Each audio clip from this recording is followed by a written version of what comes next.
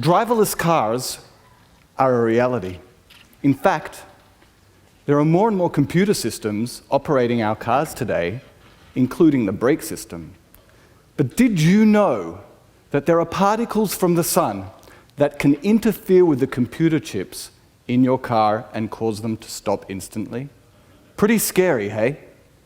Thankfully, there is a solution, but it came from the most unlikely of places and relates directly to what I'm talking about today. What is the real power in empowerment? Now, before I get going, I'd like to share a little bit about my personal story, if that's okay. Okay? Okay, great.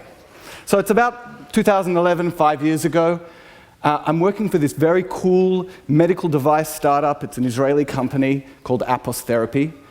They opened right up here in New York, actually, a few months ago. What they do is they have a non-surgical, non-pharmaceutical device to help people with knee and back problems. Does anyone have knee and back problems in the audience?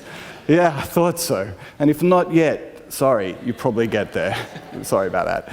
Anyway, I lead the high-flying global executive lifestyle, really, going around the world doing business deals, working very hard at home, married to Naomi, who's here today. We have wonderful kids. We still get to the occasional party, go out to eat, holidays on Greek islands.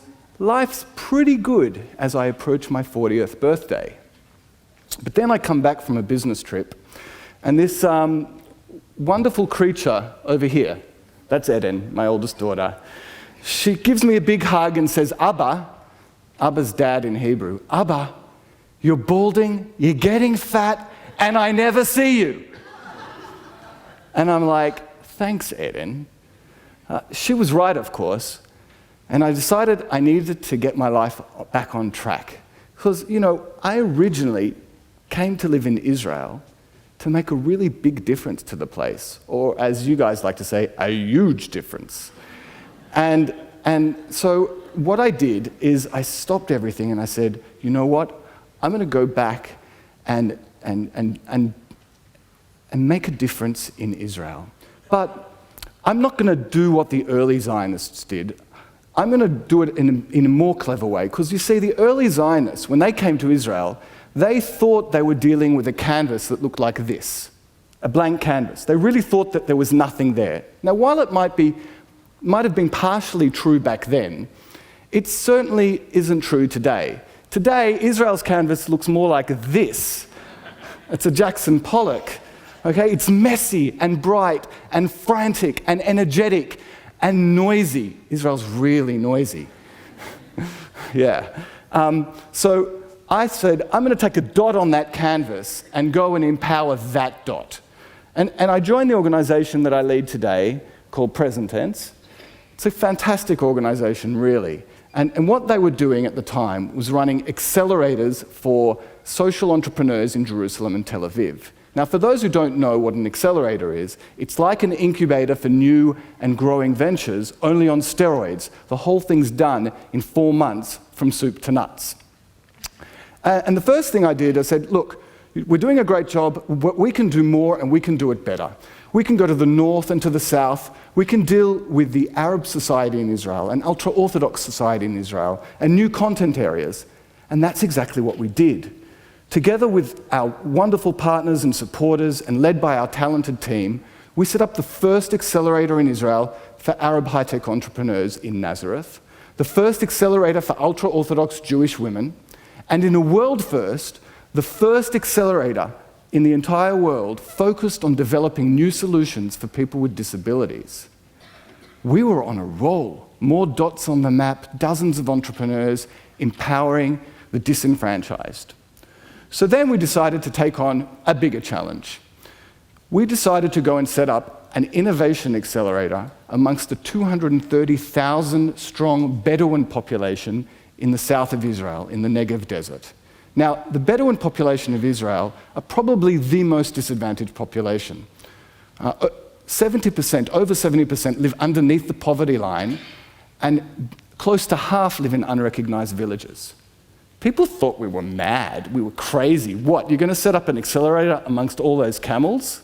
Camels, Q for camels, here they are. But we weren't going to be deterred. We were coming to empower the Bedouin. The funding for the program came from a group of foundations and Jewish federations in North America, and we partnered with the mayor of Hura, Dr. Muhammad El-Nabari, to run the program. Why is this not working? And we set out application. We announced the program. Over 40 applicants applied, and I particularly remember speaking to two young entrepreneurs. Okay, two young entrepreneurs. Here they are, Samach and Nargis, whose dream was to set up a cafe serving sweets in the Negev. And I thought, how sweet. A cafe with beautiful Arabic, baklava-type desserts. But no, Samach and Nargis, they wanted to set up the first cupcake cafe in the Negev. And here they are with their cupcakes. Now, just like Samach and Nargis, here's Odelia. She's an ultra-Orthodox Jewish woman in Jerusalem who set up a jewelry kit business. I'm going to stand over here. Now, Oded and Giora have developed Sesame Enable. It's the first hands-free smartphone. So people with disabilities, physical disabilities, who can't use their hands, have complete access to this device that has become so integral to our lives. Sally and Asil, they are from Bakar al-Gharbia, a town in the Triangle region. Sally and Asil have a sensory bracelet so that people with diabetes who've lost nerve endings know when there's heat and cold approaching. Sally was even named at number 40 on the top 50 most influential Israeli women list by our leading business publication. Ophir from Haifa has developed an electric bamboo bicycle assembled by people with disabilities. And Debbie El-Natan has an incredible inventor, has got a sound wave therapy that reduces by 90% the spasticity in cerebral palsy children. Unbelievable. Now, you remember those particles from the sun that I tried to scare you about? Well, thankfully, Jamil from Nazareth, an incredible Arab entrepreneur, has a solution and is working today with the auto industry and solving that problem.